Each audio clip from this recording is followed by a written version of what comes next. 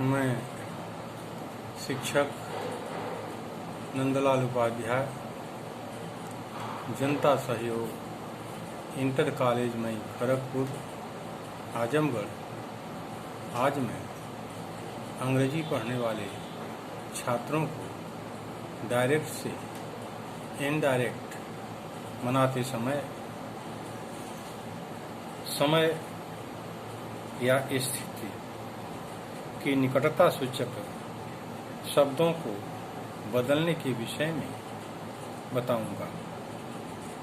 Reported speech में प्रयुक्त समय अथवा स्थिति की निकटता, नियरनेस ऑफ टाइम और पोजीशन सूचक शब्दों को दूरी प्रकट करने वाले शब्दों में बदल देते हैं। जैसे एगो को बिफोर में बदल देते हैं, कम को गो में बदल देते हैं, हेंस को देंस में बदल देते हैं, हीदर को दीदर में बदल देते हैं, हियर को देयर में बदल देते हैं, नाउ को देन में बदल देते हैं, दिस को दैट में बदल देते हैं, दीज को दोज में बदल देते हैं, दस को सो में बदल देते हैं, टुनाइट को दैट नाइट में बदल देते हैं, टुडे को दैट डे में बदल देते हैं, टुमारो को द नेक्स्ट डे में बदल देते हैं, यस्टरडे को द प्रीवियस डे में या द डे बिफोर में बदल देते हैं, लास्ट नाइट या वीक, ईयर को द प्रीवियस नाइट, वीक या ईयर में बदल देते हैं, नेक्स्ट वीक, मंथ, ईयर को द फॉलोइंग वीक, मंथ या ईयर में बदल देते हैं, यस्टरडे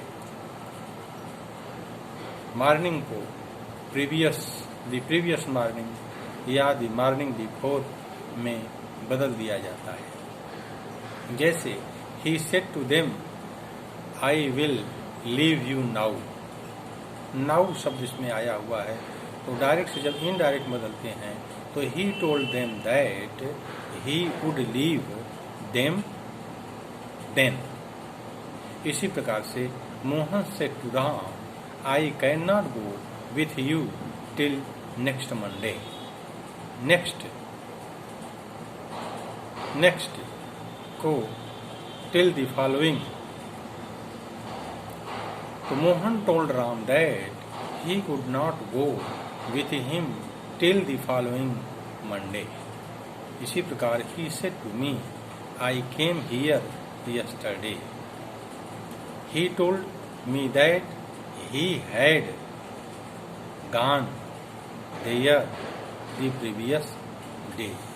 यदि this, here और now किसी ऐसी वस्तु या स्थान या समय की ओर संकेत करते हैं जो कहते समय वक्ता के सामने उपस्थित हो, तो इनडायरेक्ट नरेशन बनाते समय उसमें कोई परिवर्तन नहीं किया जाता है, बल्कि उन्हें ज्यों का त्यों रख देते हैं। जैसे ही said to me this is my pen, ऐसा मालूम होता है दिस, जैसे वक्ता के सामने वह वस्तु उपस्थित है।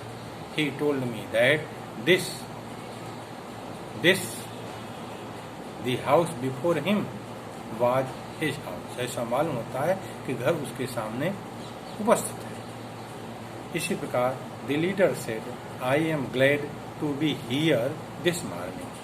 The leader said that he was glad to be here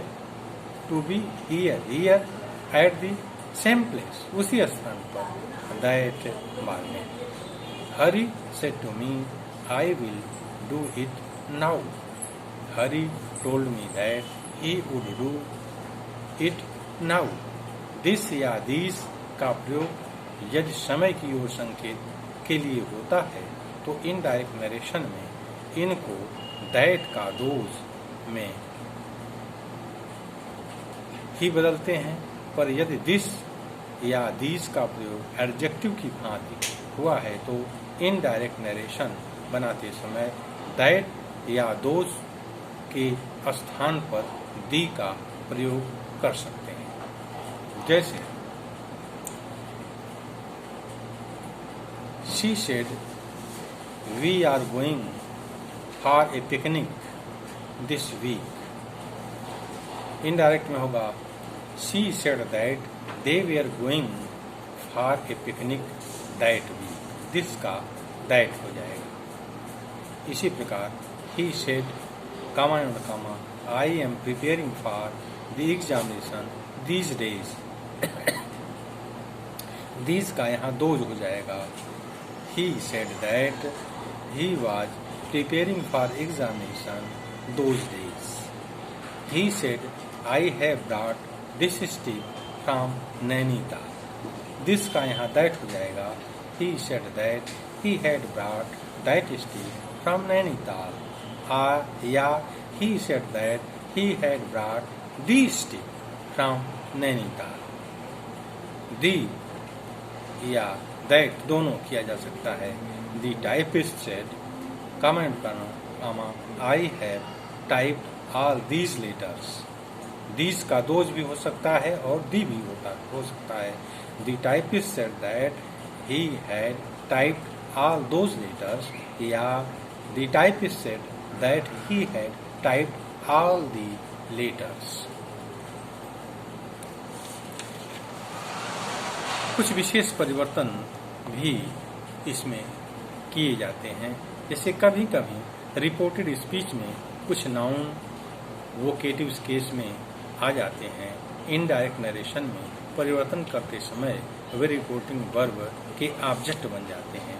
जैसे the teacher said comma invert comma Raju comma I shall give you a book. यहाँ नाउन है वोकेटिव केस, तो जो रिपोर्टिंग वर्ब का ऑब्जेक्ट बन जाता है। He the teacher told Raju that he would give him a book. इसी प्रकार my son invert comma one said the old farmers comma invert comma में I am planting these trees for you inward comma बंद। The old farmer told his son। यहाँ my son जो है यह vocative case है जो reporting verb का object बन गया। His son that he was planting those trees for them। यदि इनवर्टेड कामास के अंदर संबोधन के शब्द टर्म्स ऑफ एड्रेस का प्रयोग हो तो उनको ऑब्जेक्ट में बदल देते हैं और फिर उन्हें एड्रेस एस में के बाद रखते हैं। जैसे the old woman said comma and comma children I am pleased with you. यहाँ the old woman told the children. The old woman told the children that she was pleased with them. Naughty boy comma invert comma बंद said his mother comma invert comma में you have been fighting again. Addressing her son as a naughty boy. Mother said अपने लड़के को नाटी boy के रूप में संबोधित करते हुए माँ कहती है that he had been fighting again. फिर उसी प्रकार से my daughter my dear daughter said she I shall teach you Sanskrit. Addressing her as her dear daughter she said that he would teach her Sanskrit. Need not को indirect speech में ज्यों का त्यों रहने देते हैं। जैसे ही said to his wife comma and comma I need not go there now full stop कामा गम बंद। He told his wife that he need not go there then. यदि इन्वर्टेड कामा के भीतर वेल या यू सी शब्द हो तो in direct narration बनाते समय इन शब्दों को छोड़ देते हैं क्योंकि ए शब्द निरर्थक है। जैसे my mother said well Ram I shall give you a prize. तो यहाँ वेल शब्द को हम छोड़ देते हैं। My mother told Ram that she would give him a prize. Well जो है निरर्थक शब्द है। इसी प्रकार father said comment you see I can not tolerate such things. यहाँ यू सी को निरर्थक शब्द है। The father said that he could not tolerate such things.